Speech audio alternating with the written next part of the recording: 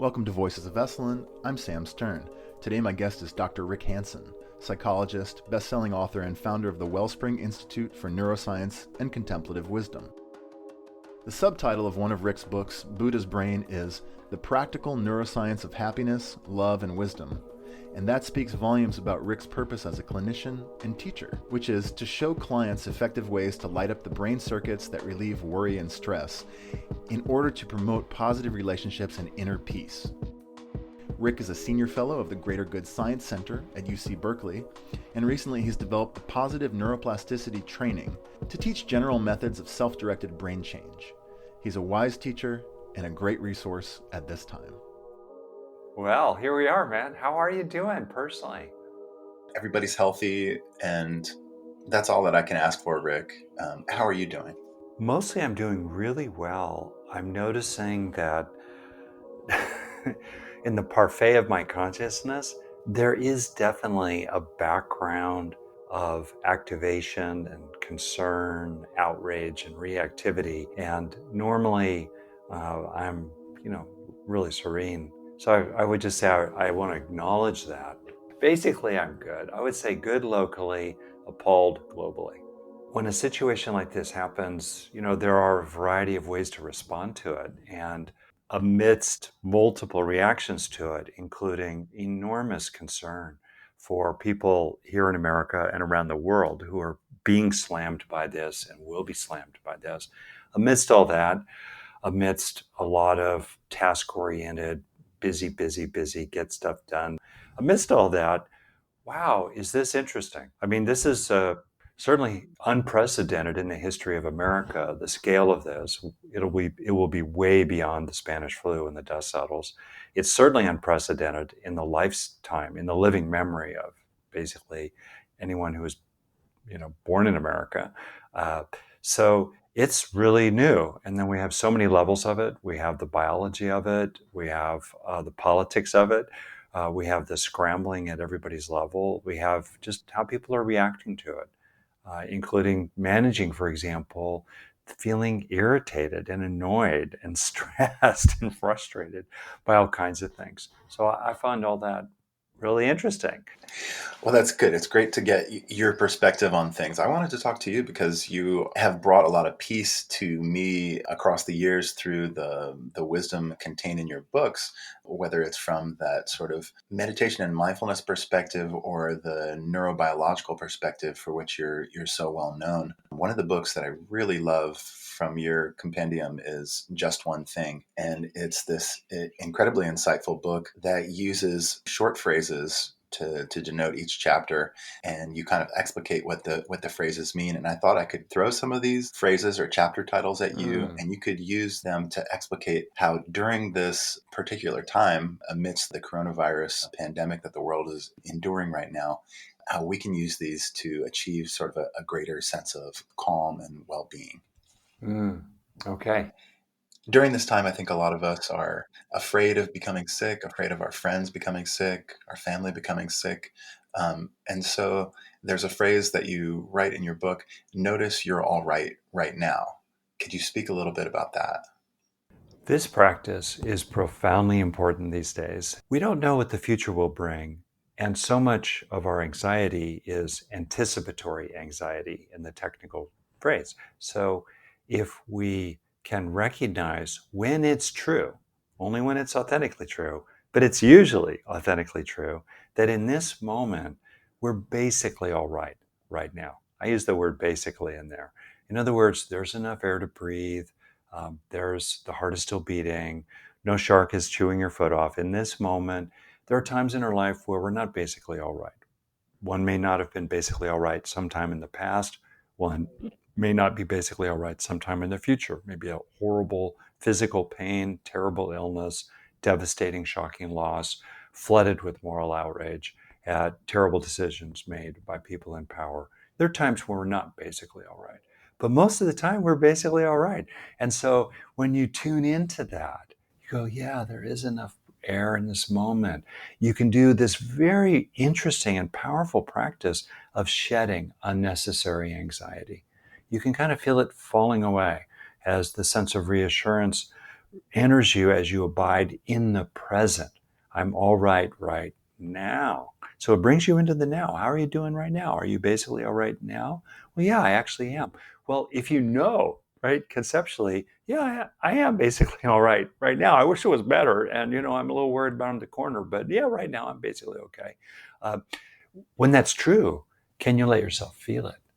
Can you open to the relief and the reassurance in the body? It's like that poor soft animal of the body, paraphrasing Mary Oliver, the poet. The soft animal of the body is just edgy and scared so much of the time. And it's kind of like petting or soothing a horse. I think about a horse that's really jumpy and nervous and frightened. You put your hands on the side of the horse and it's okay. It's okay. Well, we can bring that sense of it's okay to our own bodies, our own being, through recognizing and really feeling, hey, in this moment, it's okay enough. In this moment, we're basically okay. It's a beautiful practice, and it's really good these days.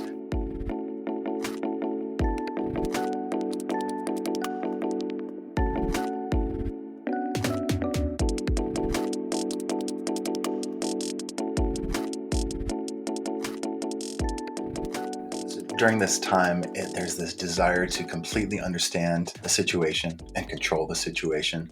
But you have a wonderful chapter in your book, Just One Thing, that is named Don't Know. So could you speak about the idea of don't know?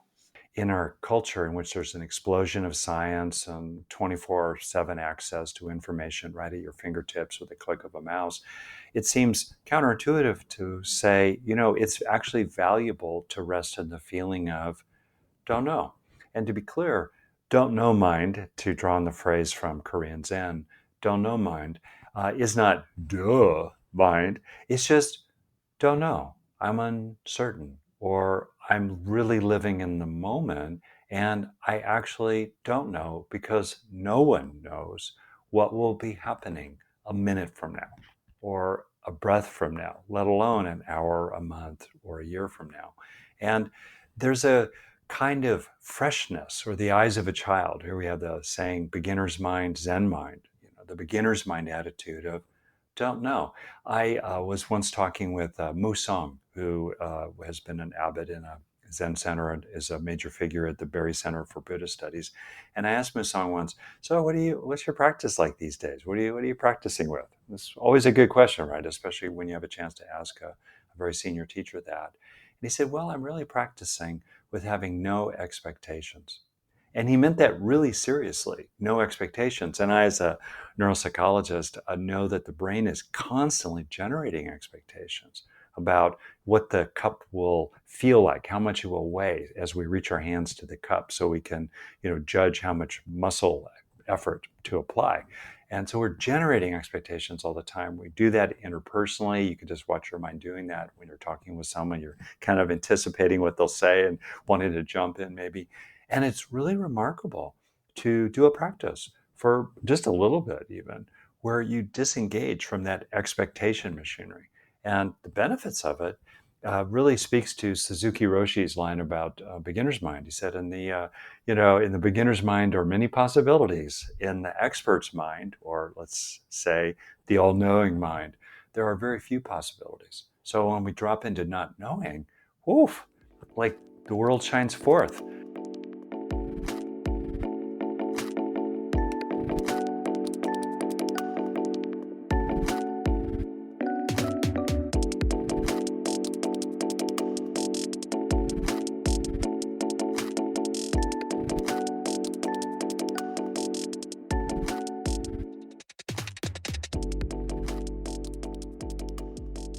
I'm curious. So I wanted to dig in a little bit to your experience right now. Experiencing the shelter in place, and you're in Northern California.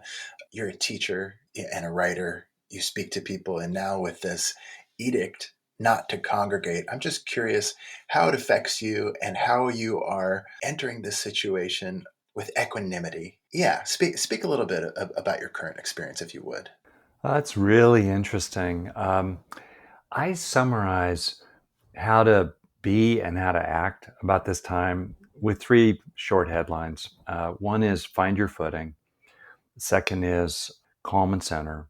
And the third is tend and befriend. For me, find your footing has to do with understanding the situation, drawing on expertise, and grounding yourself so that you can take appropriate action. For me, appropriate action includes doing a number of things that make it fairly certain that my wife and I will not get infected today. We're in the age bracket in which a significant fraction of people, so if you think about an event occurring in our relationship, our marriage, you then double the frequency of that, right? So you got to kind of think about that. And bottom line, we're in an age bracket where current estimates are that either one of us gets it, the other one will, and there's at least a 5% chance that there will be a funeral in our marriage. And we don't want that to happen, right? So on any given day, for me, it's a comfort actually to know, not today. I'm not going to add any unnecessary risk if it's just a matter of convenience or preference. No, we're just not going to do that today. And knowing that we're taking action to be appropriately cautious, to hopefully still be here 3 months from now, as you know, there will still be consequences, I think, a few months from now. But just to get to that, just to get past peak bad, which I personally anticipate in the months in America of April, May, and June. I think we'll look back probably and see that, yep, peak bad was that time. So I want to get through that time and keep on going afterwards. So knowing that we're taking action to do that is actually a real comfort. It's really a comfort. Um, Calm and center, absolutely central. I have a lot of background in the wilderness, and when the storm comes, and we are in the middle of a storm, and it is just beginning. When the storm comes, you have to stabilize yourself. There's a book about things that happen in wilderness and otherwise, with the very compelling title "Who Lives and Who Dies." And when they investigate incidents of plane crashes or people being swept away in an avalanche, or different, their car breaking down in the Mojave Desert in the middle of the summertime. Let's say, who lives and who dies? And the people who live, who get through this, calm and center, calm and center. And then tend to befriend. They're scared too. They're stressed and scared too. They're freaking out too. Right or wrong, they're freaked also, right? And so there's this phrase from the work of Shelley Taylor, who's a psychologist at UCLA. She talks about different ways to respond to stress, and an alternative to fighting and fleeing and freezing is tending, taking care of others, and befriending, making contacts with others, appreciating relationships, having compassion for others under the heading of tending and befriending. So as we reach out to others, as we look for ways to connect, as you and I are doing this now. Normally, we talk with each other face to face. We can't do that. So we look for other ways to connect. And that's so important. It's important for us as social beings. It's important for those that we connect with as well. I mean, right now, we are dispersing the herd, as it were, to save it. Disperse the herd to save it. But we're herd animals, right? we're pack animals. We're very, very profoundly social primates. And this dispersal is really unnatural. It's wearing on us. So it's really important to compensate for it in any way we can.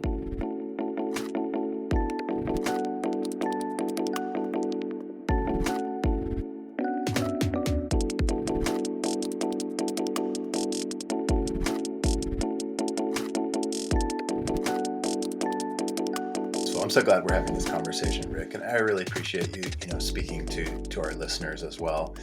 I have a question, which is, it's about the people who aren't listening to this podcast. A lot of the time during this pandemic, I've thought about the least fortunate populations, people who are just really beginning to be very badly affected by the virus, including the incarcerated, including those at ICE detention centers and the homeless. And I don't really know exactly how to approach this sensation within me. Is there anything that I can do? I just wonder if you could. I'm doing a really poor job of sort of articulating this question, but is there anything that I can do to benefit this population and to have a useful emotion or thought process around what's happening? Well, it makes me think about this definition of privilege I read once from, to hopefully I'll pronounce his name correctly, Ta-Nehisi Coates, in which he said privilege means not having to take things into account.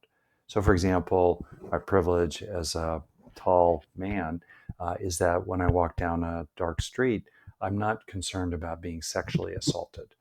I might have other concerns, but that's not one of them. And so that's my privilege in effect. And so I just think it's really good that you're calling us, Sam, to take into account those that we could easily, through privilege, not take into account, right? Out of sight, out of mind. So I want to honor you for that, first off. Uh, Second, I think for myself, a way to practice with this is to deliberately take them into account. And it's a little bit like driving. You know, a beginner driver is looking maybe 50 feet in front of the car. And, you know, an experienced driver, such as the teacher of the inexperienced driver, is saying, no, keep looking 100 yards or so down the road, if not farther. And we need to move our gaze out. We need to widen our view deliberately to include more and more of those who are out there. And I think just that is a political act, right? Because the powers that be, they want to sweep it under the carpet. They want to sort of bury their mistakes so they're not so visible. And it's important for us to see, to bear witness. That alone is a profound political and moral act, and in my view, a spiritual act to continue to bear witness, even if we can't do anything about it. So I think that part's important. This is a huge public policy wake-up call. I think for many, many people who had the privilege or jogging along at sea level a year ago, metaphorically, could afford to be picky and grumble about less than perfect options. What we have in front of us, obviously, in America, and I think probably in many other countries in the world, certainly in America, we see in front of us the results of a vast 40-year experiment in which one political party, clearly you can understand which one, has deliberately mounted a sustained attack on the body politic, deliberately undermining the capacity of government at all levels to actually protect and help people, while simultaneously dividing people from each other in this country for the sake of their own gain, politically and financially. And we're seeing the results really accelerated.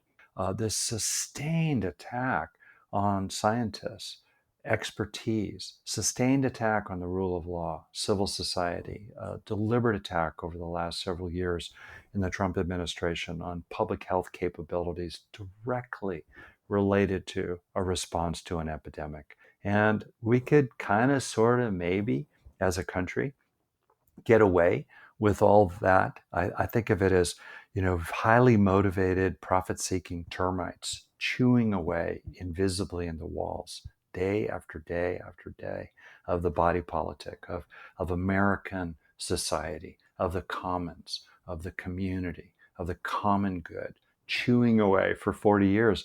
And the building kind of looked pretty okay, from the outside, even though those termites were chewing away. And as long as we were lucky and there wasn't any really big storm, we were going to be okay.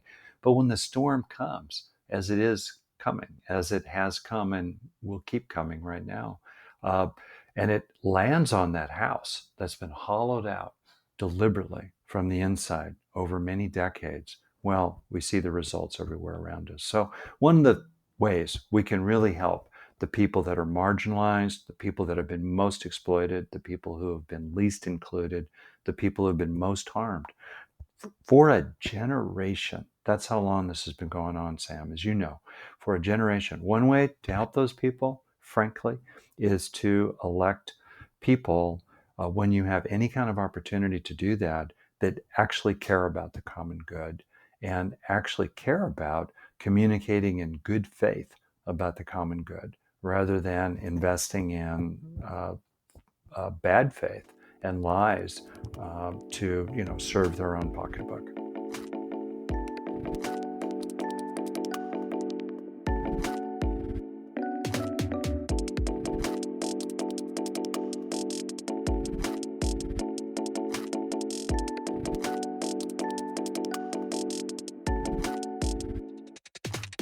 what I want to ask you to discuss right now is this chapter title, Honor Your Temperament. How does honor your temperament fit into what we're working with now? Hmm. There's a classic model that any day is the result of three things. Any life is the result, essentially, of three things: the combination of challenges, vulnerabilities, and resources. So we are now dealing with a really challenging time. For example, social isolation, right? Physical isolation, physical distancing from other people, uh, doesn't land as hard on introverts as a generalization as probably it lands on extroverts or lands on people who really draw upon social support to kind of buttress other vulnerabilities. And now they don't have access to those resources of touch or comfort or just hanging out, goofing with your friends over a cup of coffee or a pitcher or a glass of beer. So it's really important, I think, to be real about your temperament. In other words, your genetically based uh, personality, your sensitivities, extroverted, introverted, excitable, calm, kind of really wide open to everything, or more kind of, filtered in how you react to the world. You can recognize differences like that in a nursery, in a hospital with newborns. And you can really recognize differences of temperament when you start watching 4 year olds in preschool, right? And then, of course, life lands on us and it shapes that temperament different ways. So here we are today. It's kind of your nature, right? So honoring your nature is really important, which means taking into account particular ways that you might react for better or worse to the current time. Honor for me doesn't necessarily mean, acquiesce to your nature. It's more like practice with your nature, accept your nature, respect it for its gifts, also appreciate the ways it can be a little problematic. So for myself, I tend to be I've acquired the nature of being a list maker and someone who's fairly orderly. And I function in dealing with a lot of flying plates, spinning plates 24/7, by being fairly procedural about it. Got to do this, then we got to do that, got to do that.